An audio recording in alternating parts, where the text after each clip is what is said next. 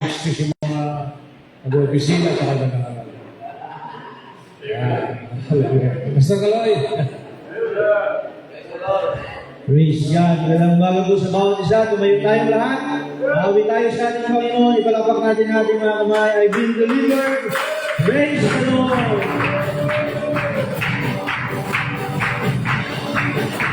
I've been delivered.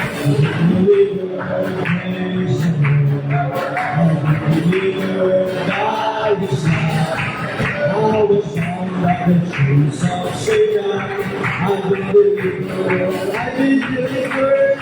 I've been delivered. Praise the Lord. I've been delivered. I was found by the truth of Satan. I've been delivered. I know it was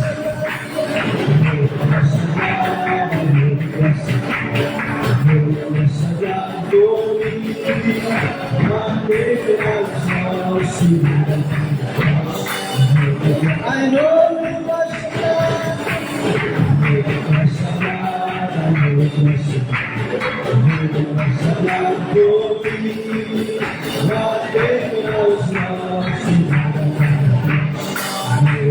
one more time, I feel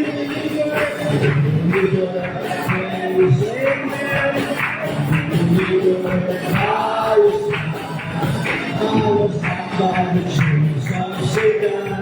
I've been more than a star church. I've been delivered.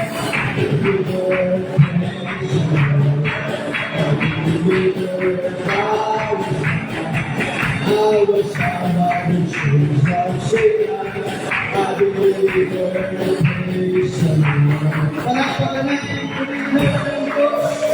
Hallelujah!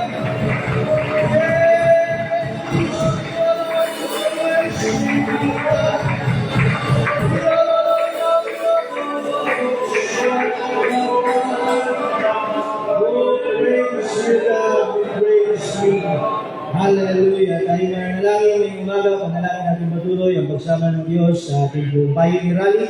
Hindi makapangyarihan ang mga pangaral, tayong lahat ay mahabol, mapalakas. Amen. Mapagpala ngayong umaga. Sabay-sabay tayo manalangin. Hallelujah. Praise God. Glory to your name, Jesus. Diyos, sambay ang banal. Luwag maging Diyos. Praise God. At ilang Diyos, salamat po ngayong umaga. Pagkakataon ito, muli kami magsama-sama, Panginoon, dalangin namin. Patuloy kong samahan mga banal ang pioneer rally na ito, Diyos. Gana mga pangaral, kasihan mo ng banal mong Espiritu, ang mga mangaral, Panginoon, sangkapan mo ng kapangyarihan, karunungan, kapahayagan, dakilang Diyos. God, we ask and pray that you minister in our midst this morning. Panginoon, salamat sa ginawa mo, gagawin mo pa, O Diyos, kayo mabagay. Whatever it is, O God, na planong gawin ng kaway upang gambalain ang iyong gawain, O Diyos, sinasansalang namin sa pangalan ni Jesus. We are claiming victory this morning, O Lord, in Jesus' powerful name. Everybody say, Amen, Amen. Praise God. Hindi na po kayo ng magsubo. Amen.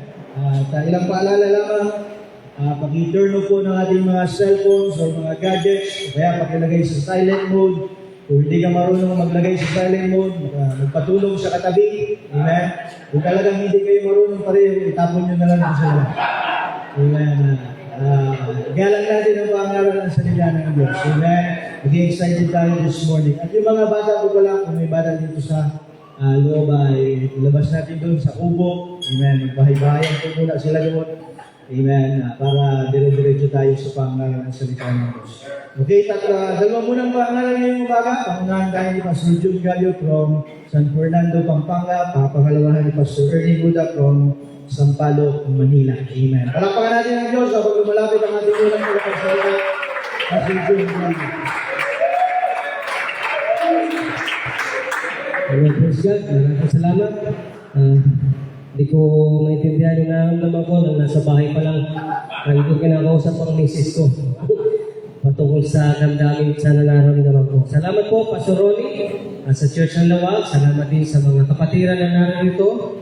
Salamat sa pahintulot na makapangara sa inyong harapan. Hindi nagpapasalamat ako sa aking pong pastor, Pastor Boy Disipida, sa aking mother sa Mandaluyong, sa opportunity at sa pagtitiwala nila sa akin po at sa amin po mag-asawa. Medyo at home po ko dito sa Ilocos dahil ang dati ko ay tupong Ilocos Sur, Canton. Ang nanay ko naman ay native na taga-Kalinga. Ilocano ako na hindi marunong mag-Ilocano. Kumain lang ng pagkain Ilocano, kaya kong gawin. Amen. Tulungan tayo ng Panginoon ngayong umaga. Buksan po natin ang ating Bible. Matthew chapter 10. Matthew chapter 10. Isang araw may isang lalaki kinausap niya yung apo niya. At dahil gagraduate sa high school, tinanong niya yung apo niya. Sabi niya, Apo, anong gagawin mo pagkatapos, anong plano mo pagkatapos ng graduation mo ngayong high school? Sabi ng kanyang apo, Lolo, ang gusto ko ay pumasok sa college at graduate sa college. Pagkatapos sabi ng, tinanong siya ng lolo niya, pagkatapos mo graduate sa college, anong gagawin mo? Magpapasok po ako sa career, mag-iipon ng pera. Pagkatapos mag-iipon ng pera, anong gagawin mo? Siyempre, lolo, mag-aasawa naman ako. Itataguin yung pamilya ko. O pagkatapos mo itaguin ang pamilya mo, anong gagawin mo? Mag-iipon pa ako ng pera. Sabi ng apo, maraming pera. O pagkatapos makaipon ng pera, anong gagawin mo? Sabi ng apo, ay bibili ako ng mga property, lupa, at pagkatapos, at pagkatapos ay mag-early retirement ako at i-enjoy ko ang buhay, uupo na lang ako sa bahay, sa mga naipundar ko, at mag-travel kahit sa lugar. Pagkatapos tinanong ng lolo niya, pagkatapos mong gawin ang lahat ng yan, anong susunod? Siyempre, natural sa mga tao, natatanda at mamamatay. Pagkatapos mo mamatay, anong kasunod? Amen? Ano ba mga bagay na meron tayo, mga kapatid? O ano ba mga bagay na hinahangad ng bawat tao ay hindi talaga makapagbibigay ng tunay na seguridad ng buhay? Dahil pagkatapos mo magkaroon ng mga bagay, amen, ng sanlibutan, ano ang susunod? Meron ka na lahat ng bagay ang sunod. Amen? Totoo bang may seguridad sa mga hinahangad ng tao ng life security? O false security ang hinahabol ng tao? Amen? O mas may seguridad ng buhay sa ating destiny sa kaharian ng Diyos? Sabi nga ng Biblia, sa Psalms 33 verse 16 and 17, di dahil sa hukbo, hari ng tagumpay. Di dahil sa lakas, nagwagi ang kawal. Kabayong pandigmay di kailangan, upang sa digma ay kampi ng tagumpay. Di makakapagligtas, lakas nilang taglay. Kaya kumangaral, ngayong umaga, security versus destiny. Ano pipiliin natin? Matthew 10, verse 38 to 39. Ganito sinabi ng Panginoon, at ang hindi nagpapasa ng aking krus at sumusunod sa akin, ay hindi karapat-dapat sa akin. Ang nakasusumpong ng kanyang buhay ay mawawalan nito, at ang mawalan ng buhay dahil sa akin ay makasusumpong niyaon. Tayo po'y manalangin, Panginoong Diyos, maraming po salamat sa pagbasa ng iyong salita. Salamat din, Panginoon, sa pribilehiyo na binigay mo sa amin ngayong umaga. Aking dalangin, O Diyos, na mapasa amin ang iyong presensya, may tatag ang iyong authority sa aming kalagitnaan sa pamamagitan ng pagkasing ng banal mong Espiritu, mabuksan ng aming mga puso't isipan o amang banal, na makita namin ang kalooban mo at plano sa aming mga buhay. Nakilang Diyos, samahan niyo po kami na mga mangaral mo na kami makapagdala ng iyong mensahe na may kapangyarihan, authority at karunungan sa umagang ito. Diyos, salamat po sa iyong papurit pagsamba sa pangalan ni Jesus. Amen. Mga kapatid, ang pumiling ng gusto sa buhay ay nagdadala sa atin na mawala sa pinakamabuti para sa pagsunod natin sa Panginoong Jesus. Ngayon at sa mga susunod na araw, pag masyado kang nakakapit sa buhay, the more we love life's reward, ano yun? Leisure, power, financial security, and wealth, the more na makikita natin na ang mga bagay na yun ay walang laman. Walang anumang laman, sabi nga ni Muhammad Ali, I conquer the world, there is nothing there. Amen? Ang pinakamabuting paraan ng pagkakaroon tayo ng tunay na kagalakan ay ang pag-alis natin ng ating pagkakakapit sa mga earthly rewards. upang mas maging malaya tayo na makasunod sa pagkatawag sa atin ng ating Panginoong Sus. Kaya ano ang pipiliin mo? Ang Diyos ba o ang kayamanan? Siyempre, kayamanan. Si Pastor naman nangangaral ng poverty mentality. No. Ito ang nangangaral ng poverty mentality ngayong umaga. Makinig lang. Anong pipiliin mo? Ang sarili mo bang pagpapasya? Amen? O ang kalooban ng Diyos sa iyo? Unang-una sa aking pangaral, the unsecured security. 1 Corinthians chapter 10 verse 12. Kaya't mag-ingat ang sino mang nag-aakalang siya'y nakatayo at baka siya mabuwal. Unsecured security. Ganito kasi ang pakiramdam at akala ng madaming mga tao. Maging ang ilang mga Kristyano na kapag meron na silang pera, mga bagay na kailangan nila, maaaring bahay, land property, they feel much secure kaysa sa paglilingkod nila sa Diyos. Amen? Kasi hindi mo tiyak kung anong mangyayari sa iyo sa pagkatawag sa iyo ng Panginoon. Ngunit sinabi ng Bible, kaya't mag-ingat na sino man nag-aakalang siya nakatayo, baka siya mabuwal. Pag may pagmalaki yung yaman. Ang pagkakaroon ng seguridad ng buhay, hindi naman talaga masama. Hindi rin naman kasalanan. Lahat naman tayo mga kapatid, naghahanap ng seguridad ng buhay, financially, bahay, magkaroon ng bahay, hindi naman masama. Magkaroon ng mabuting kalusugan, matiyak natin ang pinabukasan natin mga anak. Ngunit kapag laging ito ang habol mo sa buhay, hindi mo kailanman hahakbangan ng ministry, hindi mo kailanman hahakbangan ng panawagan sa iyo ng Diyos, magiging abala ka lagi sa mga bagay na yun. Amen? At maaring malipat dito ang iyong focus at mawala ang paningin mo at puso sa mga kaluluwa at sa iyong paglilingkod sa Diyos. Isa sa pahensa ka ni Pastor Boy bago kumalis sa Mandaluyong, mahalin ang kaluluwa. Hindi ko makalimutan. Mahalin ang kaluluwa kahit sino pa sila. Yun ang payo sa akin bago kumalis sa Mandaluyong. Ito ang pandaraya sa ating modernong panahon ngayon mga kapatid. Listen, ang tawag dito ay the lure of wealth. Or what we might call the magnetism of materialism. Yung naaakit ka sa mga bagay na material. Yun ang pangakit na sa libutan ngayon. Hallelujah. Pasukin mo yan, makakatulong sa church nyo. Tayo ba ang magpapala sa church? Hindi. Amen? Kaya hindi ako nananalangin na may dumating na Koreano sa church namin. Ang panalangin ko, katulad ko kay Pastor Eman Mitchell, redemption and life. Pagpalain ng Diyos yung mga nililigtas niya sa loob ng church. Yung mga church member ang pagpapalain. Amen? Redemption and life. Amen? Dahil ang una mong hahabulin para magkaroon ka ng security dito sa mundo, material na mga bagay. At ito rin ang magiging top priority natin kapag nagnais tayo na magkaroon ng seguridad ng buhay o ng sarili. Aminin natin, una ay pera. Ano sunod sa pera? Pagkatapos ng pera, mangangarap ka ng higit pang pera. Ito ang maisip ng isang tao kapag ang usapin ay seguridad ng sarili. Pagkatapos ay may-aring bahay, kotse, property, at iba pang mga bagay na sanlibutan. Sa ibang banda mga kapatid, hindi ko sinasabing masama ang mga ito. Ngunit ang tanong, listen, sa lahat ng ito, nasa ang Diyos? Nangarap ka ng mga bagay na yan, nasa ng Diyos nakalagay? Nasaan? Saan mo ilagay ang Diyos kung nangarap ka ng mga bagay na yan? Nasa huli. Hindi mo napansin?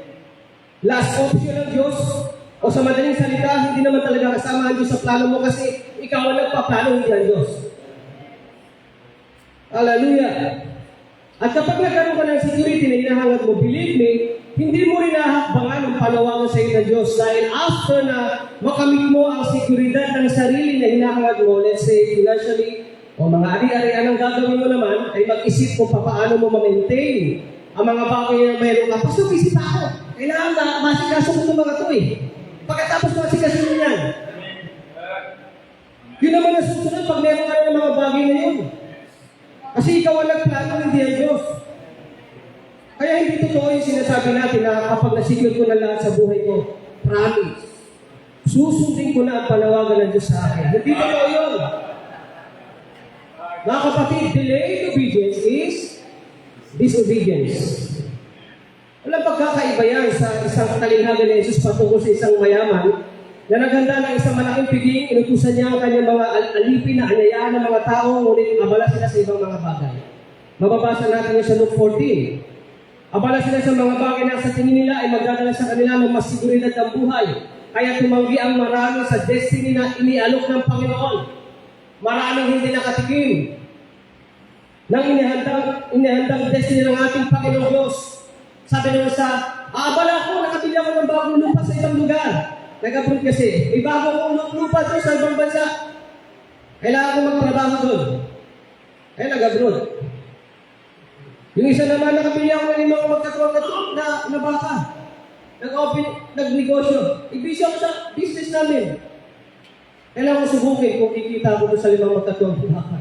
Bago ako kasal, kailangan may establish ko muna yung pamilya ko. Matiyak ko muna yung seguridad ng pamilya ko. Ay hindi nakatikim ng inihandang destiny ng ating Panginoon. Kaya ang magiging Panginoon natin, ganito ang kaisipan natin, ay mamon. Kaya hindi pwede maglingkod sa Diyos ang isang tao na ang hanap muna ay seguridad ng sarili. Kaya si Judas ay Judas. Kasi mas inuna niya ang seguridad ng sarili niya kaysa sumunod ng tapat sa ating Panginoong Jesus. Amen? Yung pananalitang, anong seguridad ng buhay ang makukuha namin kung hakbang kami sa ministry? Yun ay mamon. Greed, kasakiman, selfishness, dahil patungkol lahat sa sarili mo ang sasabihin mo. Patungkol lahat sa iyo. Papaano ako? Amen? Anong mangyayari sa akin? May makukuha ba ako dyan? Ano mapapala ko dyan? Puro sarili. Kapag isang tao puro sarili iniisip, hindi ako sa ministry. Pag-uhudas yun. Kasi ganun ginawa ni Judas eh. Kaya nga tinawag niya Judas. Inuna niya ang pila kaysa sa Panginoon. Hallelujah. Nakakita ka na ba na isang tao na unahin ang kalooban ng Diyos na ang unang hahanapin ang seguridad ng sarili? Wala. Mag-abroad yun. Paso galing-galing kasi mag-abroad ah. Mali kasi kaisipan eh.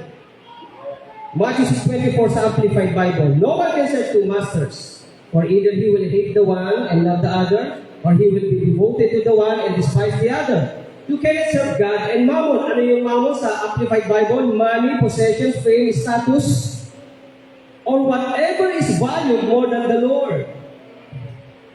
Ang ibig sabihin ng mammon, listen, the devil of covetousness. Ano ang ibig sabihin ng mammon? Ano pang ibig sabihin ng mammon? The pursuit of wealth. That is mammon. It is a pursuit of material things. Sino mga papunta dito? Ang mga naghahanap muna ng seguridad ng sariling buhay kaysa unahin ang kalooban ng Diyos. Maraming hindi makahakbang sa pagtatalaga ng buhay o pag-aalaga, pagpapastor o pamaglingkod sa Diyos dahil sa usaping security. At ganito ang mga tanong nila. Ano naman ang mapapala namin kapag nagpastor kami? Sino tanong nun? Alam mo kung ano mapapala mo? Magiging pastor ka. Ang simple-simple yung sagot. Paano kinabukasan namin pamilya? Pagtulog mo mamayang gabi, gumising ka bukas. Para makita mong bukas. Amen? Kapag pumasok kami, meron ba kaming security kapag pumasok kami sa ministry? Meron, mag-alaga ka ng aso. Si pastor, may alaga aso. May security siya dyan. Maglagay ka ng CCTV camera. Paano kinabukasan ng aming pamilya? Anong mangyayari sa amin? Meron. Hindi pwedeng walang patay lang ang walang nangyayari. Saan kami titira sa bahay? Sino man nagsabing pastor mo na pag nagpastor kayo, titira kayo sa karton, sa langsangan? Mangupahan ka sa bahay na titira. Kami, laki ng bahay natin. Amen? Saan kami pupunta? Doon sa Isabela pag pinapunta ka ron. Tatanong pa, saan kami pupunta? Kung saan ka papuntahin, dito ka pupunta. Amen? Ang tali-tali lang sagutin yung mga tanong ngayon. Meron pa ito. Itong sikat, papaano kakainin namin? Bumili ka ng bigas.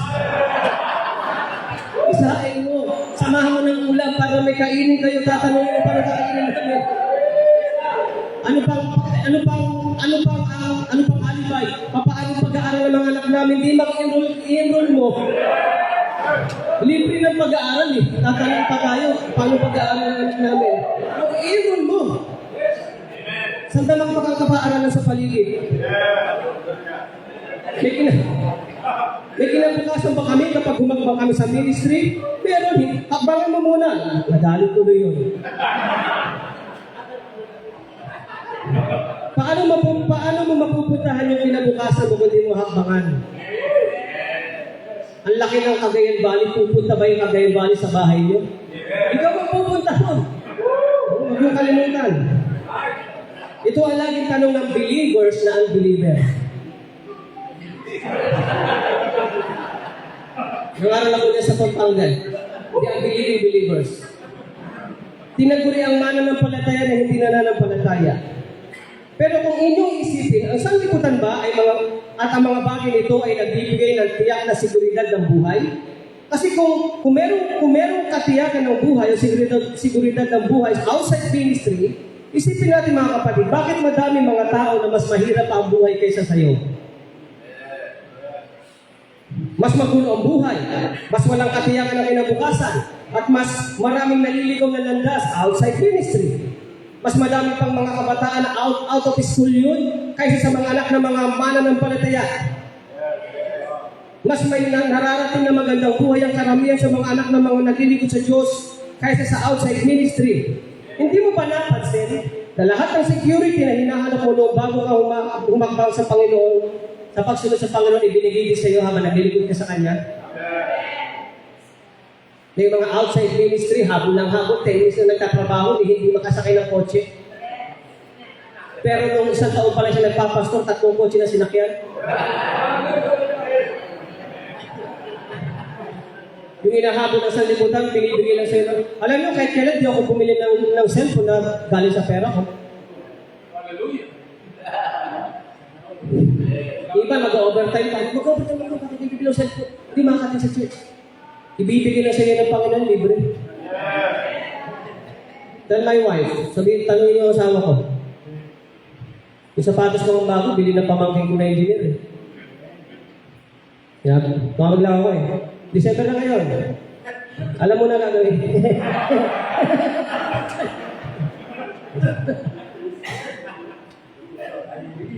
Amen?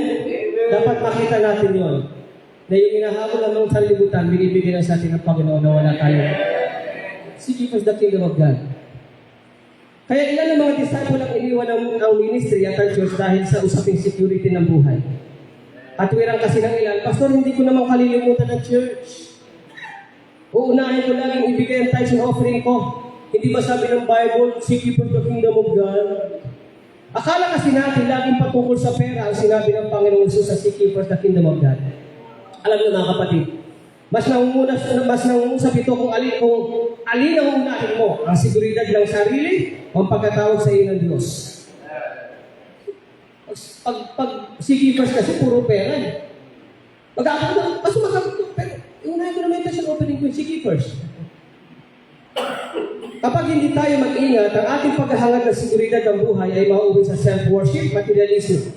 Mahulog tayo sa worldly system. Mas mamahalin na natin ang mga bagay na sanlibutan kaysa sa mga bagay ng Diyos. You will reject God's plan and will. You will reject every heavenly things. At sa sobrang paghahangad natin ng seguridad ng sarili, maaari tayo ma-disqualify sa destiny natin na inihahanda ng Diyos. Madi-disqualify tayo. Sino-sino sa Bible na dapat ay kabilang sa great men of God? Sino? Sinong alam nyo? Dapat great men of God sila. Ang problema, mas inuna nila magkaroon ng seguridad ng sarili kaysa destiny nila sa Diyos. Si Achan. Hindi nakapasok ng promised land. Kasi gusto niya mga bagay ng lupa, ng sanlibutan. Si Gehazi, gusto niya reward. Si Haring Saul, gusto niya magaganda mga bagay, matatapang mga baka. Kaysa sundin ng Diyos. Amen? Si Judas Iscariot, naakit siya sa mga makikinang na bagay. The silver and gold, lalo na sa Isaw, na hindi baling mawala ang magandang destiny niya sa Diyos, huwag lang magutom at yan. Kaya niya ipagpalit yung destiny niya. Huwag lang siya magutom. Sabi na John 12:35, ang tao labis na nagpapahalaga sa kanyang buhay ay mawawalan ito. Ngunit ang hindi nangihilayang sa buhay niya, Sa mundo ito, alang-alang sa akin ay magkakaroon ng buhay na walang hanggan. And that is destiny. Tandaan natin mga kapatid na mayroong babala ang Bible sa ating mga tao na kapag may pinapahalagahan natin ang seguridad ng sarili, ito ang magdadala sa atin ng kapahamakan at labis na kalumbayan. Lalong mawawala sa iyo ang buhay mo. Why? Because the world goes after which only offer a false sense of security. Dahil hindi nalulugod na sa isang tao na ang hinahanap niya security ay sa mga bagay na sanlibutan. Gaano ba ka-secure ang security of the self na gusto mo sa iyong sarili? Gaano? How secure the security is? Pag-aaral tayo, what is the guarantee of having a big money? Gaano karaming pera at bahay at ari-ari ang kailangan upang masabi mo, secure ka na sa buhay, pwede mo na sundin ng Diyos. Gaano, anong sukat? Anong size of wealth na kailangan mong maabot bago mo sundin ang kalooban ng Diyos? Ito kasi ang problema, we trust the size. We only trust the size of money and wealth. We only trust the size of position, pero hindi natin alam kung gaano kalaki, kung gaano hindi totoo ang pagkakaroon ng seguridad ng buhay gamit ang mga bagay na sanlibutan. Tandaan natin, ang isang tao makasanlibutan ay nagtitiwala sa suka. Dahil ang mundo ay nagtitiwala sa suka. Kaya ang isang Kristiyano na nagtatanong muna ng size ng tatanggapin bago sumunod sa Diyos ay makasanlibutan. Kapag nagtanong na ng magkano, ilan, bago humambang, meron siyang espiritu ng sanlibutan because the world only trusts the size. Hallelujah! We trust the size we see rather than God's vision and plan. We trust the size of our accomplishments sa sekular, kaya pakiramdam natin pangmalakihan lang tayo. False sense of security. Ang mga bagay na sanlibutan at ang pera, kayamanan ay nagdadala sa atin ng false sense of security, mga kapatid. Hindi ko sinasabing masama ang mga ito at hindi natin kailangan. Pero tingnan nyo ang nangyari sa Los Angeles Wine Fund. Multi-millions of dollars. Pero lahat ng ipinagmamalaki ng tao na nagbibigay sa kanila ng seguridad sa sarili, walang nagawa ng madaanan ng apoy. Doon ka ba magtitiwala?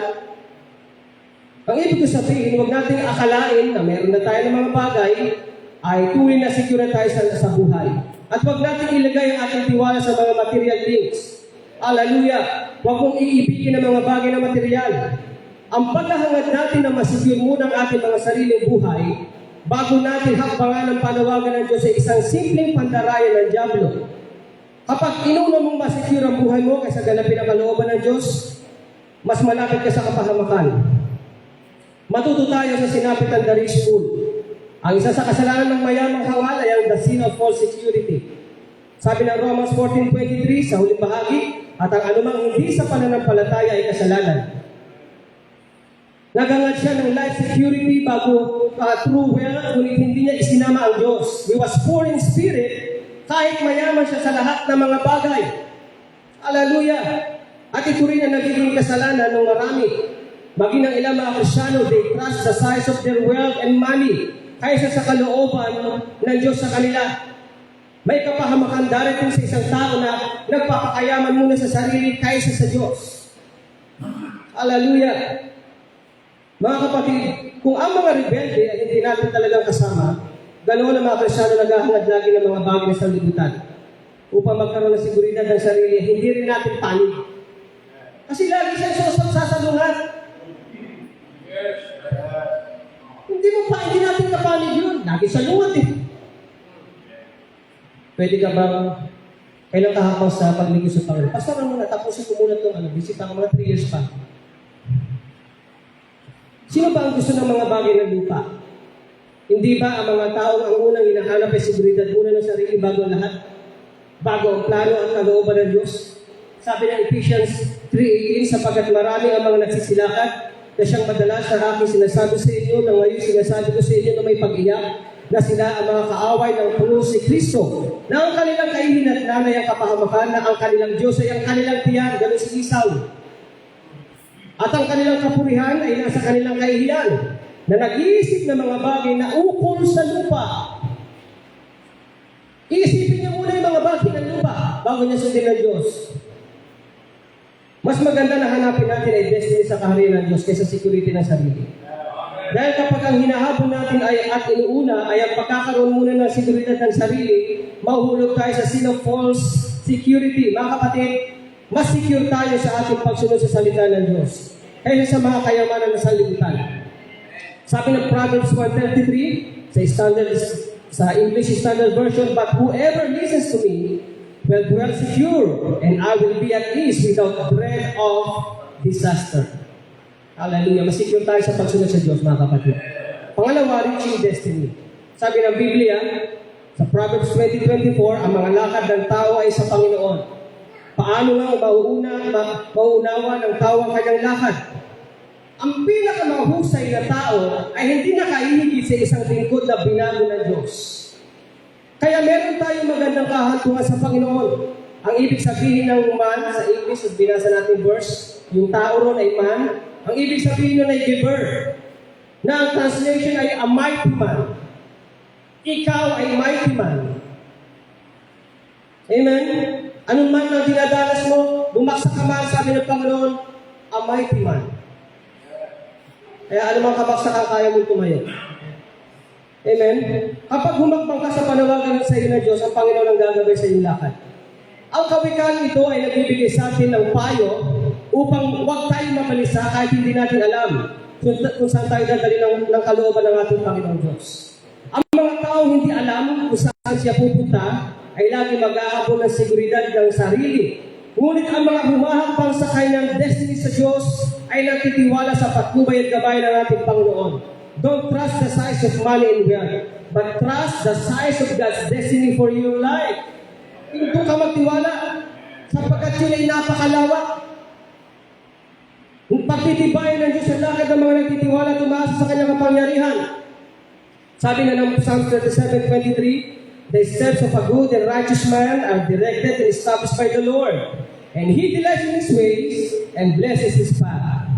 Ang usapin ng destiny sa buhay, paminsan hindi naman mahalaga ang edad. Si Caleb ay 85 years old na nang kanyang angkinin ang ipinangakong pamanang lupain para sa kanya.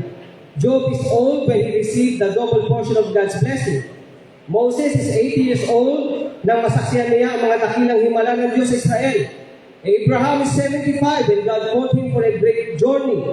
Pero hindi ko sinasabi na kapag matanda na tayo, saka na lang natin susundin ang kalooban ng Diyos. Magtatalaga na akong buhay. 3 hininga na lang, mamamatay ka na, saka mo pa sasabihin yan. 30 hininga na lang. Dali mo ko kay Sir. Sabi ng Panginoon, hindi na sa cemetery kita dadalhin.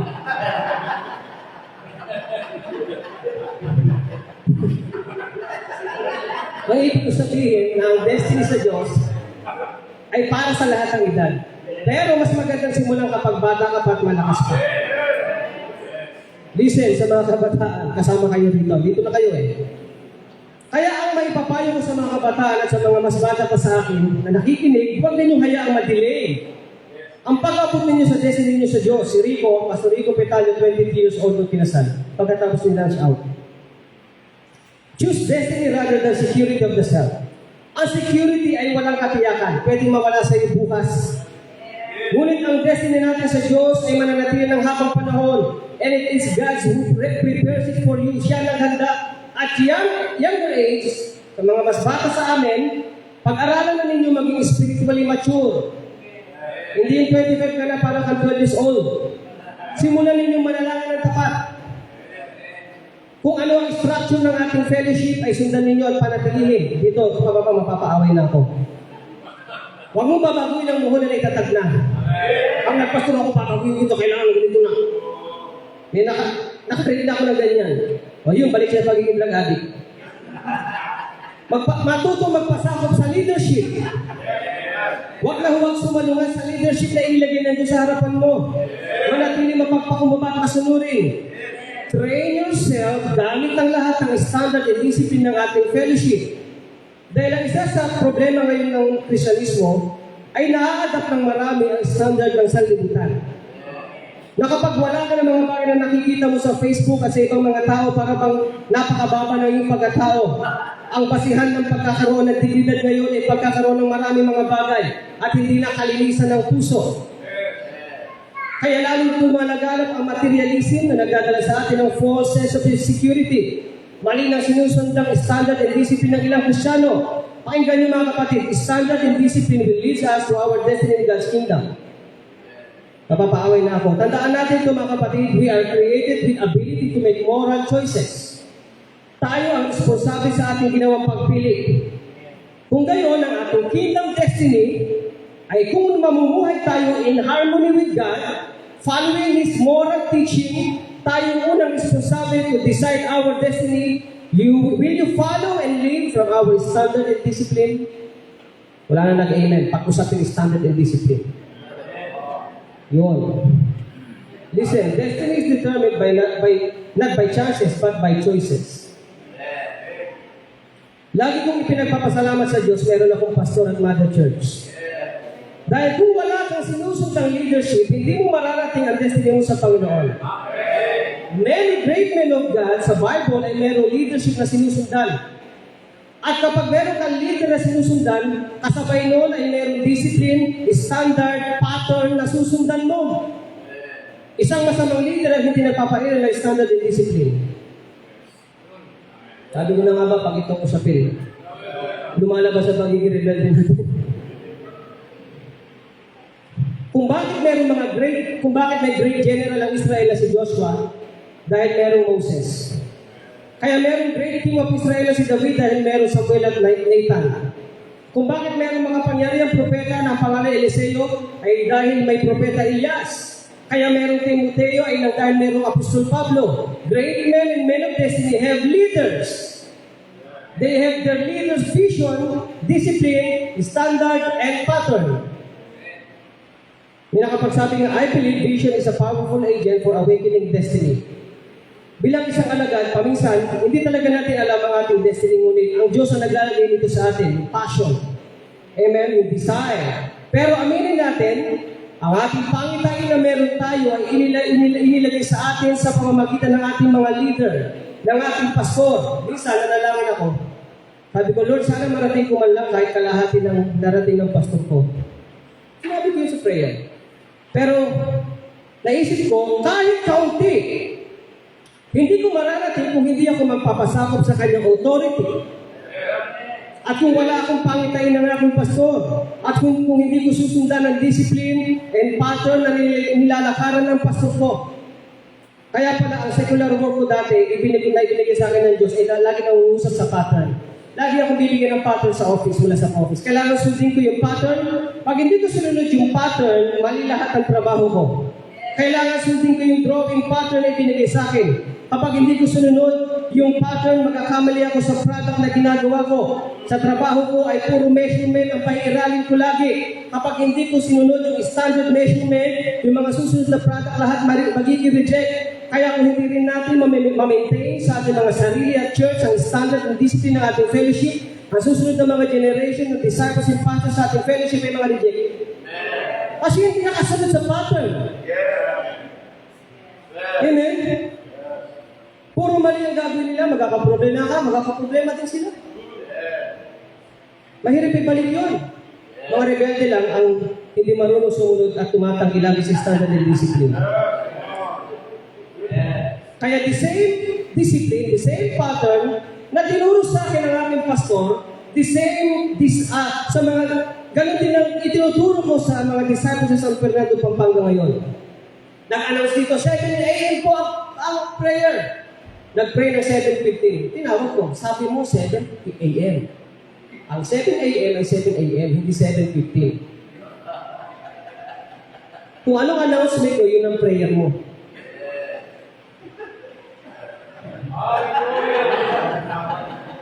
Kasi ganun din ang pastor ko sa akin. Nag-announce ako 7 a.m., dumating ako 7:10. Tawag ako, 7:10 na. 7 a.m. ang sabi mo. That is discipline. Kaya the same pattern and the same discipline, yun din tinuturo ko. May dahilan ba kung bakit? Hallelujah! Dahil gusto ko silang magkaroon ng destiny sa kaharian ng Diyos, may hatid ko sila sa unang hakbang ng kanilang pag-angkin ng kanilang destiny sa karera ng ating Panginoon. At huwag silang mawala at mapanatili ang muhong itinatag na ng ating fellowship. And one of discipline and standard na itinuturo mo sa mga disciple ay pananalangin araw-araw. Ito ang muhong hindi dapat mawala. Sabi ni Leonard Ravenhill, no man is greater than his prayer life. The pastor who is not praying is playing. The people who are not praying are straying. We have many organizers, ang galing maggawa ng programa sa mga church, but few agonizers.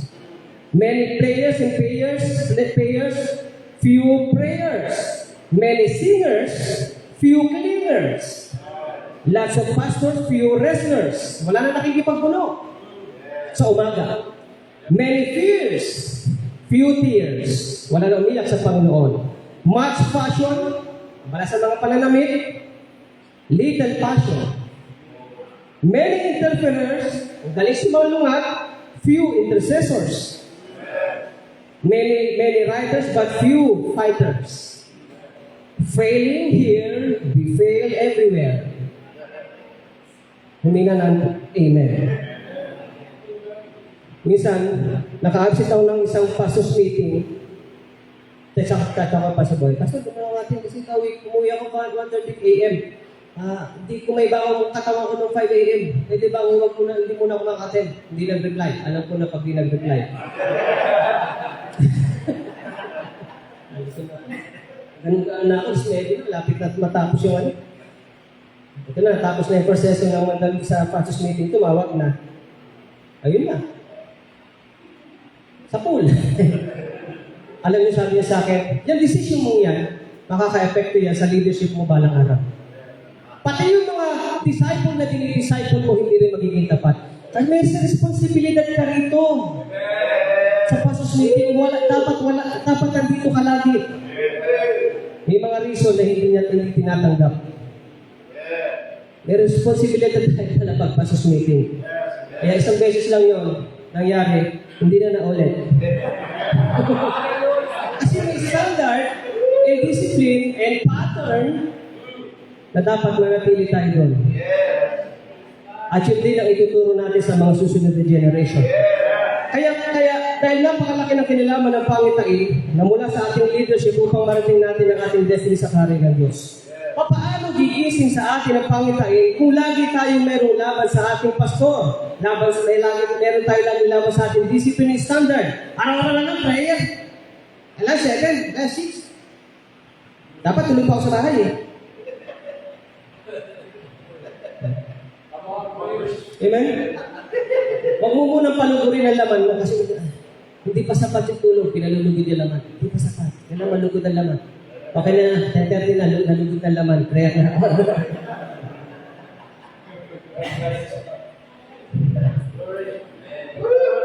Gusto ko magtanong, do you have a leader? Siyempre, madaling sabihin, si Pastor Ernie, Pastor Ernie natin, Pastor Ernie Guda, Pastor Robert Gonzales, Pastor Ronnie. Meron ako leader. Nagpapasakot ka ba sa leadership? Tinutulay na may leader. Nakasunod ka ba sa standard and discipline na kanyang tinatahak? Amen? Tinutulay na may leader, nakasunod sa standard ng pastor niya. At ng discipline. Kapag naabot mo na ang pinapangarap ng security at hindi mo pa rin hinahakbangan ng pagkatawag sa ina Diyos, I tell you, hanggang doon ka na lang. Wala ka nang mararating. Kasi secure ka na. Magpapaikot-ikot ka na lang sa seguridad ng buhay na nilagay mo. But destiny never ends in the promised land. It is more land to be conquered. Destiny is far more greater than having a security in life, mga kapatid. Hindi nasusukat ang greatness sa mga bagay na meron tayo, kundi sa ating pagsusuko ng buhay sa Diyos. Sabi na kapag sabi nga, the greatness of a man's power is the measure of his surrender. Bawat isa sa atin mayroong mga pangarap, mga kapatid. Amen, lalo ng mga kabataan. Pero payo ko sa mga kabataan, hindi ko sila pinipigilan sa pangarap nila. Lagi ko lang sinasabi, may pangarap ka, sinasabi mo. Pero tandaan mo, may pangarap sa iyong Diyos at dapat mo marating. Amen? Dapat marating mo rin yun. At kung ikaw, hindi mo nabot ang pangarap mo sa sekular, umasa ka may pangarap sa iyo ang Diyos. Ang tawag doon ay destiny. Ito ang malinaw na sinasabi ng Biblia sa Jeremiah 29:11, "For I know the plans I have for you, declares the Lord. Plans to prosper you and not to harm you. Plans to give you hope and a future." Tandaan natin ito mga kapatid. Naglagay ang Diyos sa ating harapan ng two kinds of roads, two kinds of destiny, but only one we can accomplish. Isa lang. At may nakapagsabi, today's action is our tomorrow's legacy. Our today's action is our tomorrow's destiny. Kung anong desisyon mo ngayon, nakasalalay dyan ang iyong destiny. Hallelujah. Mga kapatid, kapag secure ka na, wala ka nang gusto pang marating kasi secure ka na eh. Yun yun. Ang gagawin mo na lang, magpalaki ng kamali, kakain ng inom, matutulog, at doon ka na rin mamamatay. Dahil limitado na lang ang buhay mo eh. Ilagyan mo na hanggang, secure na ako dito.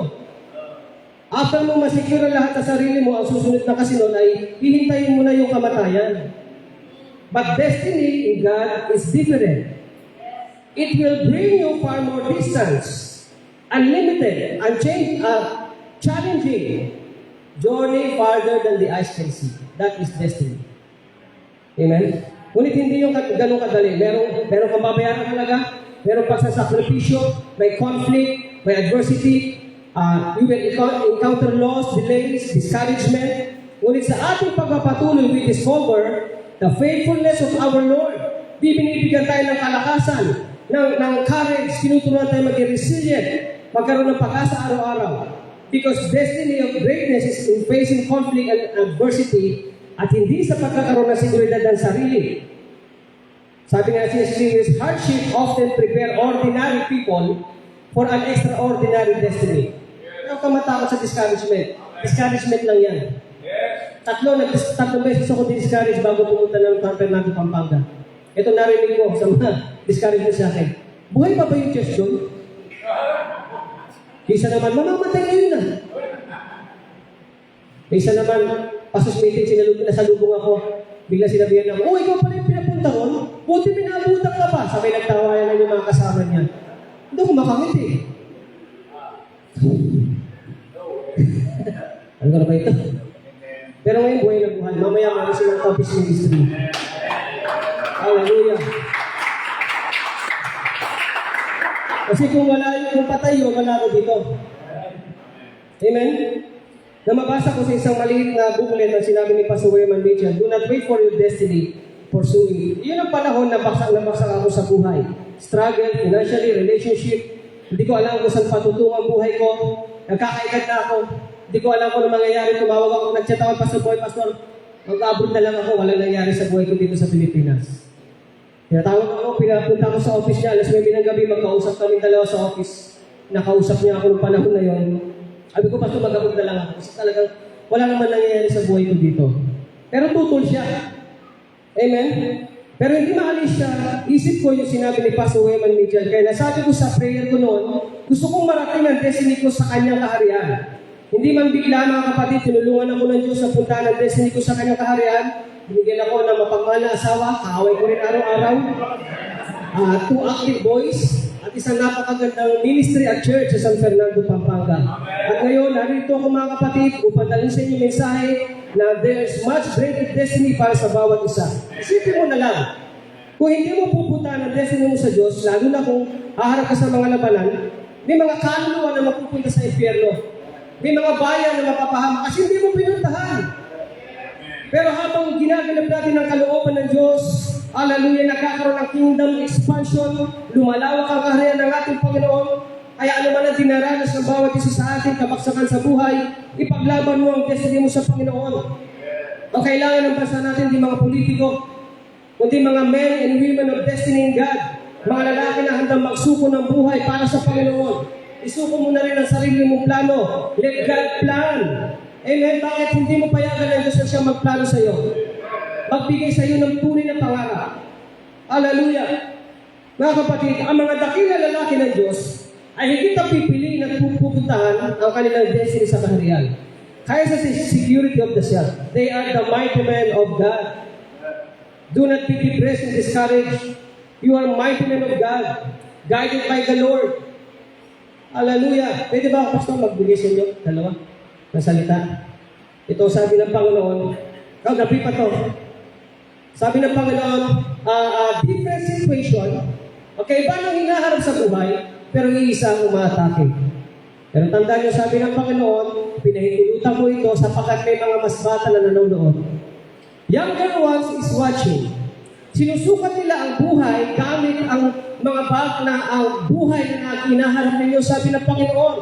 Ang sabi ng Panginoon, pinahintulutan kayo upang ilabas ang pinakamabuti, upang ang mga mas bata ay lumakas. Kung kayo magpapakalakas, sila ay magpapakalakas din, ang sabi ng Panginoon. Ang sabi ng Panginoon, kung kayo magpapakatatag, sila ay magpapakatatag din, ang sabi ng Panginoon. Ngunit kung kayo susuko, sila ay susuko rin, ang sabi ng Panginoon. Narito ang sabi ng Panginoon, ako'y magbabangon ng mga lalaki na mga malalakas at matatapang dahil nakikita nila ang inyong kalakasan. You are a great man of God. Magpakalaskas ka, sabi ng Panginoon. Ay, Pastor Obed, sabi ng Panginoon, Pastor Obed, na ang righteousness sa buhay, ang pamumuhay na matuwid ay sandata. Maraming atake, sabi ng Panginoon sa ministry, ngunit pwede, ang gagawin mo lang ay manahimik at mamuhay na matuwid, at ang pamumuhay mo ng matuwid ang iyong sandata, yun ang magbibigay ng kapangyarihan at magtatanggol para sa iyo. Mamuhay ng matuwid, ang sabi ng Panginoon sa pagdating ng iyong sandata. Hallelujah. Let's praise God. Hallelujah.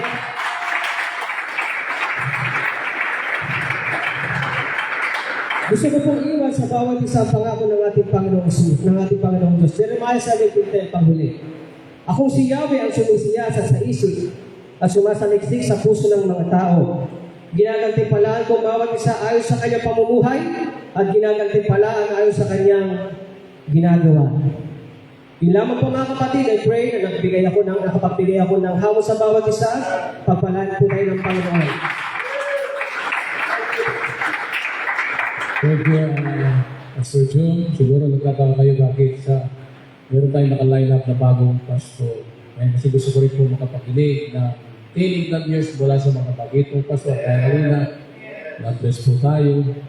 Amen. Marami tayong matatanggap na pagpapala. Hindi lang sa mga matanda. Iba-ibang mga situations, iba-ibang mga kalagayan. Tulad kanina, amen, maganda yung kanyang mga karanasan. Galing ako sa Fernando, pinagpala yung San Fernando. Amen. At yung pong ating susunod na mga karat, iba rin po ang kanyang sitwasyon. Sigurado, pagpapalain ko. Yan tayo na pag-imapan nyo. Ang ginuntuang luha, the golden kiss. Tanggapin po natin, Pastor Ernie Goda. Amen.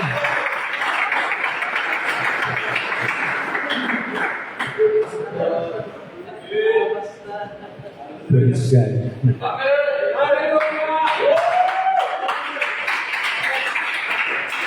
Naiyak ko rin ako. Sa yung mga Biblia, 2 Corinthians chapter 4, 8 to 10. Slowly kasi nagtiro. Batang ating luha. Noong April 2023, bigla na lamang akong nagising na hindi makahinga.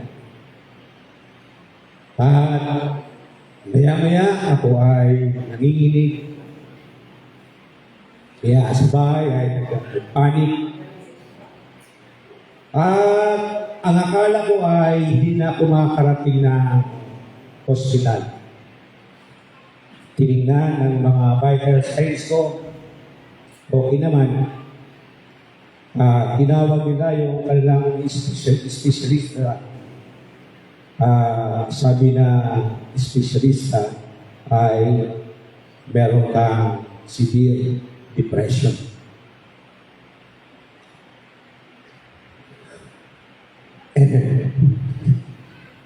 Almost 1 year ako nakahiga at ako ay may iniisip na ministeryo. Napakahirap, no? Napakahirap na meron palang depression. Sabi na, tinanong ko yung aking psychiatrist, sabi ko, kayo bang mga doktor ay nagkakaroon ng depression? Sabi niya, marami sa amin. Sa mga pastor ba, maraming may depressions. Marami sa mga pastor. Pero hindi natin babagitin ang kanilang mga pangalan. Ako ay mangaral sa magang ito. Kilala niyo ako na palatawa. Talaga, hindi ko pala tumatawa. Pero sabi nga sa prophecy kanina na kung bakit kami nagkakaganito sapagkat meron kami layunin. May binibigay ang Diyos na bagong assignment. Sa buhay, hindi ka palaging katawa. Dumarating din ang pag-iyak na katulad nito. Ako ay maangaral sa temang wounded yet walking.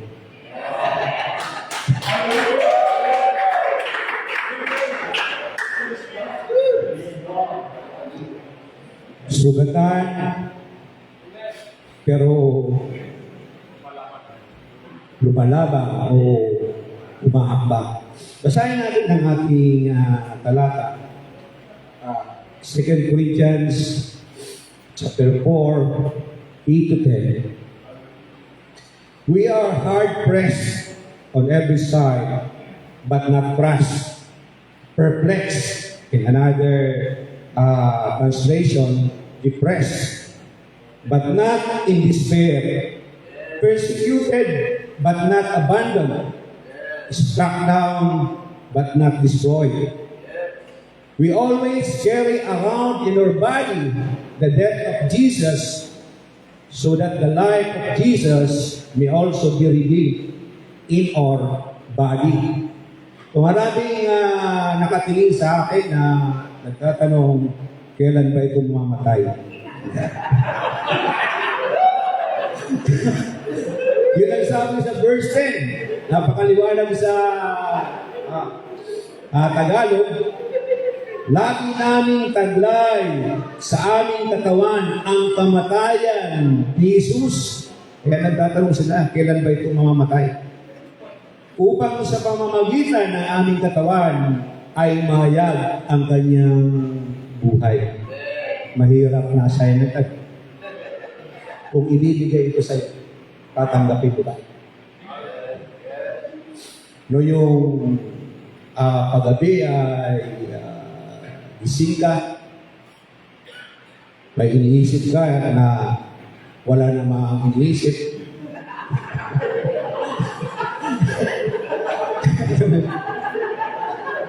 May gusto kang puntahan na di mo naman talaga mapupuntahan. At pinakamahirap pa dito, alam mo yung depression. Kaya nga sabi ni bakit ba ko yan lang yan? Kasi sa Pastor Ronnie, dapat sana ibang pang-aaral ko eh. No? Nung sinabi niya, lahat dito mamamatay.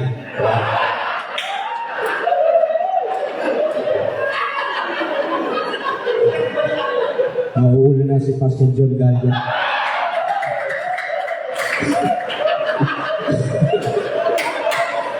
So, napakaganda na ang pangaral ko. Actually, January pa lang, meron akong pangaral. Watching from Nebo. Na anong gagawin mo kapag pinatigil ka na ng Panginoon? Tagal na no. Pero kagabi, kinausap ko ng Panginoon. Sabi, baguhin ko yung pangaral. Kaya ito, naiiyak ko. Amen. So una, dapat sana puro tayo tawa ngayon eh. Pero yung komedyante naging dramatista. Ganun talaga ang buhay. Nagbabago, hindi permanente. So, nagtataka ba kayo kung bakit si Pastor Ronnie ay 12 years na nakaratay ang kanyang may bahay, pero nakakasurvive siya? Siyempre, meron siya ding mga pangangailangan. Tinatanong ko to sa kanya kasi nung dumating sa akin ng depression, sabi ko kay Pastor Ronnie, ilang taon ka ba bago naka-overcome? Sabi niya, 3 years. Pinigwit ako, pangalawang taon ko pala ngayon.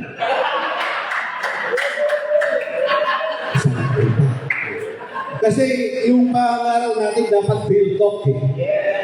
No? Kung talagang pupuntahan natin, ano yung gagawin natin? Dito ko nakita, sabi sa Psalms 34 verse 8, the Lord is close to the brokenhearted and saves those who are crushed in spirit. Ang Panginoon ay malapit sa mga pusong wasak at tinutulungan niya ang nawawala ng pag-asa. So kung nagtatanong ka ngayon kung bakit wala kang revival, sapagkat kailanman hindi nabasag ang iyong puso. Sa pagmiministeryo mo, hindi ka seryoso. Chill ka lang. Okay lang kung hindi manalangin. Okay lang kung hindi umayo. Okay lang kung walang gumalo. Total may allowance naman. Okay. So, dito mga kapatid, makikita natin na una, God walks with us in our pain. God walks with us in our pain. God does not ignore our suffering. He is here even when we feel alone. Marami akong mga katanungan, mga kapatid. No? Sabi ko, give up ko na yung trabaho, wala na rin negosyo. Talagang, wala na talagang asahan, wala nang babalikan. Walang trabaho, walang negosyo. Yung pala, ang purpose pala ng suffering ay para mag-rely tayo sa Diyos. Na kung kukunin lahat sa atin, makakabangon pa tayo sapagkat meron tayong Diyos na pinaglilingkuran. Ang katangian ng ating Diyos na pinaglilingkuran, mga kapatid, sabi sa Isaiah 53 verse 3, He was despised and rejected by mankind, a man of suffering and familiar with pain. Hindi na yung mga nangyayari sa ating mga buhay, mga kapatid. Hindi na dyan na nagulat ang ating Panginoon. Nung inatake si Sister April, hindi na dyan nagulat ang ating Panginoon. Kasama yun sa kanyang mga plano. Kasama yan. So, minsan mga kapatid, kaya ako natutuwa kapag nagpupunta sa Mandaluyong sa meeting, yung iba, sabi ng iba, ayan yung nagaganyan-ganyan nababaliw pa rin. Kasi yung stigma ng may depression, parang baliw. Alam niyo, tatapatin ko kayo, kukunting lang ng mga pastor ang nagbibigay ng encouragement doon sa mga nagkakaroon ng problema. Hindi po ako sa naghihilakit. Sinasabi ko lang sa inyo ang totoo.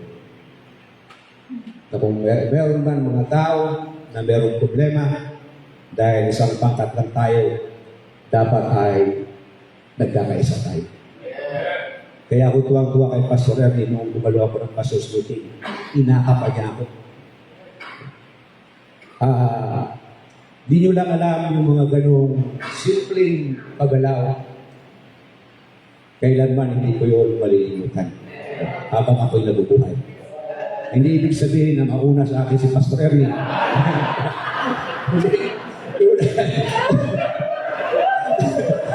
Magbibigay sa akin ng encouragement. Kaya mga kapatid, kung meron tayong mga pastor na nabalitaan natin, lapitan natin, nabayan natin. Amen? Yung nakita ko nung patawa pa ako, malapit sa akin. Noong ako ay nakatuon na lang sa parang naka 1 kilong shabu. Wala na lumalapit. Doon mo makikilala yung mga tunay na kaibigan. Amen. Kaya kung kayo ngayon ay may kakilalang pastor na andyan sa iyo, sa hirap at ginawa, lalo na kapag ikaw ay nagluto ng lechon, andyan siya, magpasalamat ka sa Panginoon.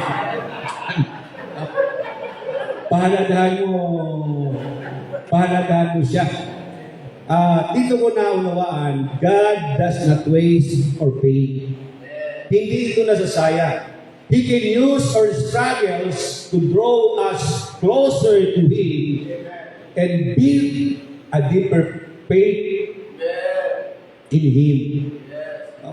Kasi noong may trabaho pa, okay lang kasi meron trabaho. Kung may negosyo, okay lang. Pero nang wala na, talagang sinasabi mo, Diyos, kapag hindi ka pumilos, talagang makakalbo ako. Kalbo na pala ako.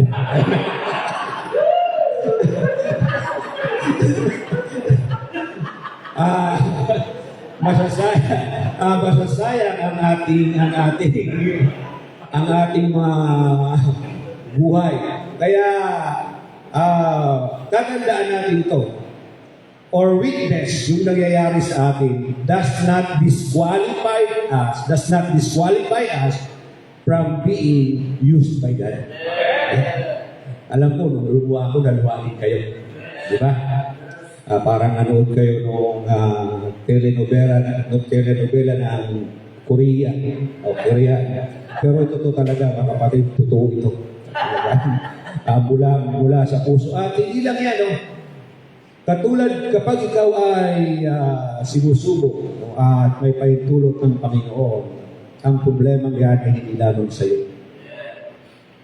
Magkakaroon ka ng problema sa pamilya, magkakaroon ka ng problema sa church. Kaya ang tanong mo, magpapatuloy pa ba?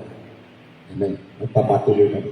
Pero yung isang bagay, mga kapatid, ang nakita ko, kaya pahalagahan natin ang church. Alam niyo ba kung bakit ako nakakabangon? Dahil merong church. Palapakan po natin, purihin natin.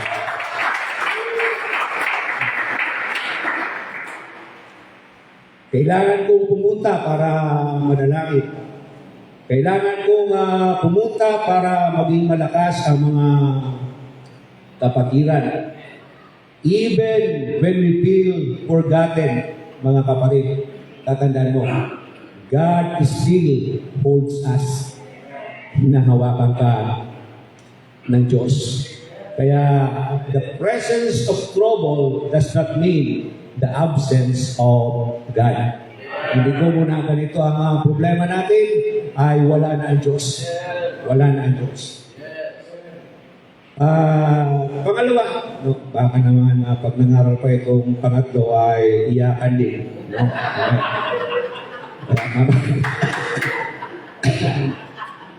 Mamadalin ko na. Sabi sa Psalms 23 verse 4, even though I walk through the darkest valley, I will fear no evil. For you are with me, your rod and your staff, they comfort me. Even though I walk, kahit ako ay lumakad sa, ano yung pagkasabi dyan sa Tagalog? Sa libis ng kamatayan. So, tingnan nyo dito, sabi niya, even though I walk, yung salitang walk.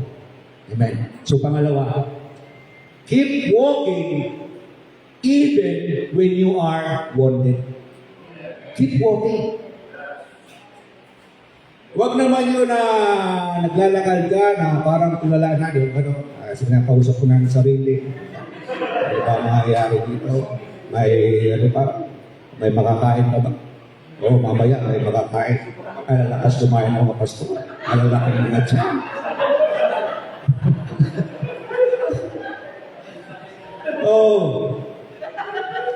Church,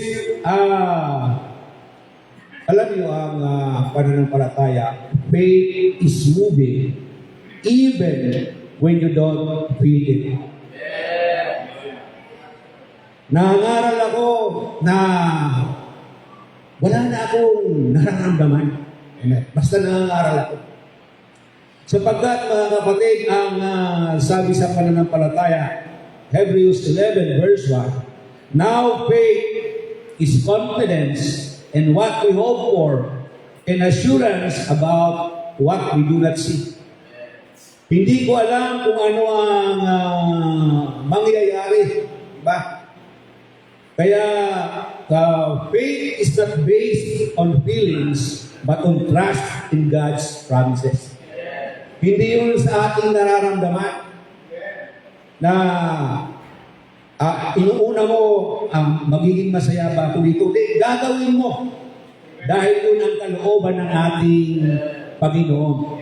Kaya nung yung pagbiyahe lang dito, hassle sa akin. Well, kagabi, hindi ako makatulog. Sabi ko nangaral si Pastor sa pagtuturo sa kamatayan. Binabantayan ko si Pastor Santi. Tinitingnan ko. Kaya hindi ako makatulog eh. Sabi ko, ata ko huminga. Ang nakapila dito si John Gallo. Kumalos, ano na pa si Santi? Ano ba? So, ibig sabihin ito mga kapatid na faith reminds us that struggles are temporary. But God's promises are eternal. Totoo yung pangako ng ating Panginoon. Kaya nung nangusap si Pastor Joe, nagulat ako. Nag-prophesy. Sabi ko, may nag-chismis ata dito tayo. May nag-chismis ata kay Pastor Joe. At nalaman niya yung aking nararamdaman. So mga kapatid, yun ang kagandahan na palagi tayong nagbabasa ng Biblia. Yun ang kagandahan na tayo ay nakikinig sa pangaral ng salita ng Diyos sapagkat God's Word guides us even when we feel lost. Kaya kapag ako sinusumpong, binabasa ko yung Biblia na kahit wala akong nararamdaman, mga kapatid, binabasa ko siya sapagkat sabi ko nga, hindi dun sa nararamdaman ko. Aasa ka dun sa gagawin ng Diyos. Bakit kailangan natin patuloy na lumakad kahit meron tayong nararamdaman? Luke chapter 17 verse 14, when he saw them, ito yung mga lepers, go show yourselves to the priests. As they went, they were cleansed. Umayo kayo at pakita sa mga pari. At habang sila'y papunta, gumaling sila. Hindi sila gumaling nung sa presence ng ating Panginoon. No, gumaling sila habang sila'y dumadaan. Amen. Kaya alam nyo natutuwa ako doon sa mga conference natin kahit mahirap nakikinig ako. Amen. Sapagkat habang ako po ay naglalakbay, nakikita ko na ang Diyos ay nagpapagaling. Church, naniniwala ko, this is just but temporary. Amen. Obedience often brings healing before we can see the results. Ayaw ko pumunta dito eh. May ticket na ako. Ayaw ko pumunta. Kasi yung depression, talagang sabi ng mga psychiatrist, wala daw espiritu ng demonyo. Pero naniniwala ko may espiritu ng demonyo. Kasi talagang pipigilan ka. Salamat na lamang at meron akong asawa. Na kapag ako ay nanghihina at nalulupay-pay, sabi niya sa akin, Hihiga ka lang ba dyan? Ang liit lang na asawa ko. Gulat ako. Pumunta ka dun sa church. Mag-pray ka. Mabigay ka ng tracts. Mangaral ka. Hindi sinabi ng misis ko na masama ba ang makaramdam mo? Ay, magsashower ako. Tapos, alalapit sa'yo sa ganyan, isakit.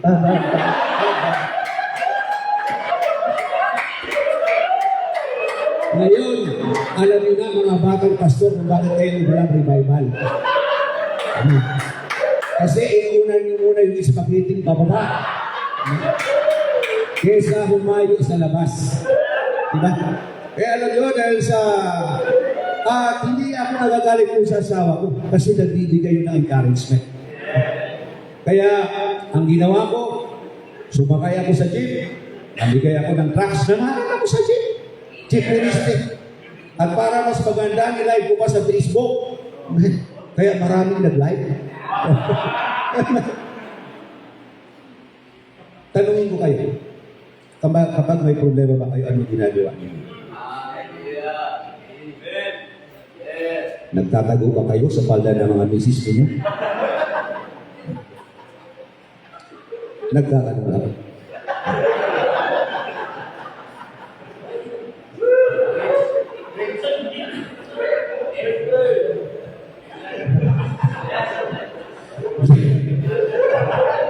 Sabi ni Pastor, parang gumagaling ka na.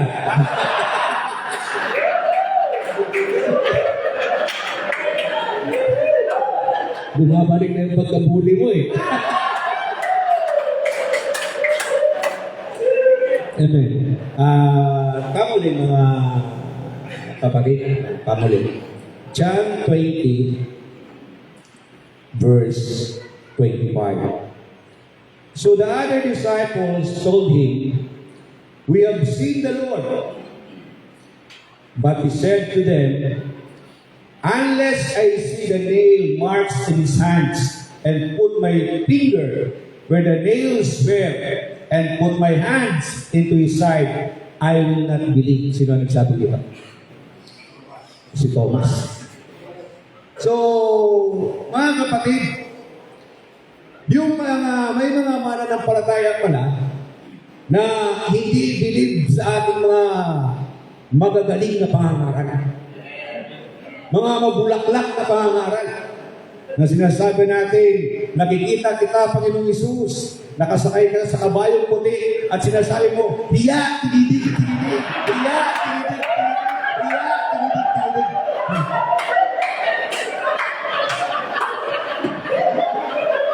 Alam mo ang sinasabi ni Thomas dito?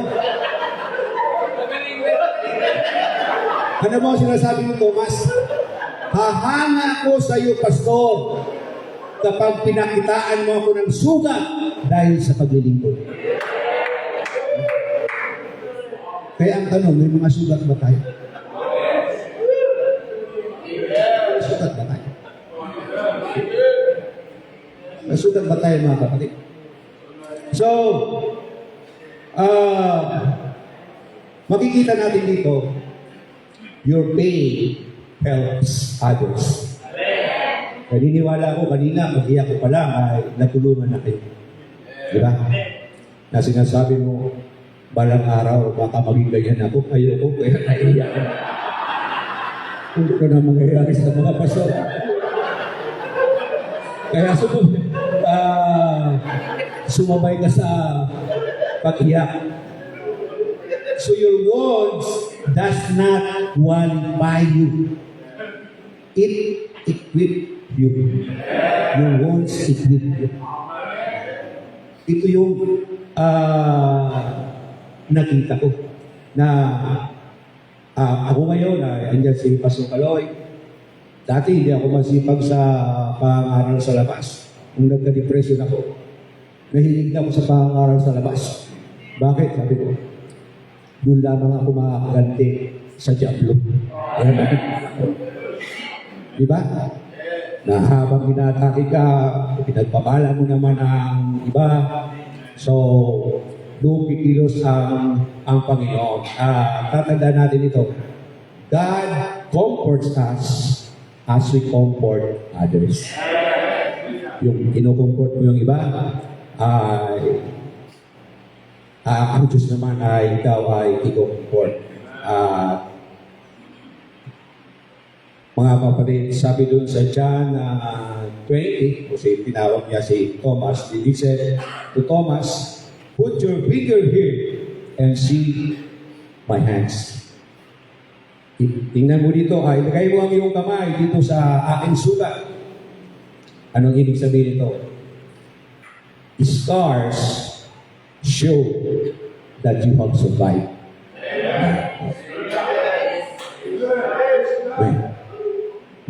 Nakikita niyo ako ngayon, kahit merong pinagdadaanan, at kanina, pag nilising ko ay nahihilo ako. Sabi ko, hindi at ako makakapangaran. Pero hindi dyan pumayag ang aking Panginoon. At sa aking pagtatapos, kasi napahaba ako sa pag-iyak, Romans 8:27. No, in all these things, we are more than conquerors through Him who loved us. Kinukot natin ito.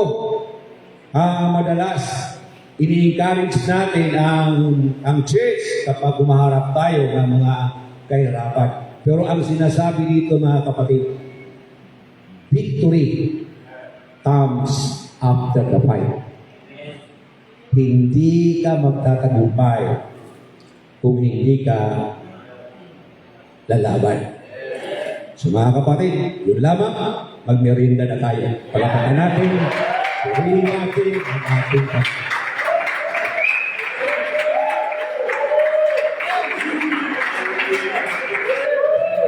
Praise God, hallelujah. Amen. Pinagpala tayo ng ating Panginoon. Amen? Hallelujah. Tayo po ito ngayong lahat. Pasalamatan natin ang Diyos. Isa pa, palakpakan natin ang ating Panginoon. Purihin natin ang Diyos. Hallelujah. Praise God, hallelujah. Panginoon, salamat sa mga spiritual na pagkain aming tinanggap, O Diyos. Kami napalakas na hamon, Panginoon. Kami nasangkapan, Panginoon. God, ngayong umaga sa aming pong merienda, pagpalain mo, Diyos, sa mga nagkalo, mga kapatirang naghanda, Lord, ang Lawag Church. Ibalik mo maraming beses sa kanila dakilang Diyos. Salamat po, Amang Banal, sa pangalan ni Jesus. Amen, amen. Praise God. Break time po tayo, ilang minuto before 10:45, balik tayo para sa huling speaker. Amen. Pagpalain tayo ng Panginoon.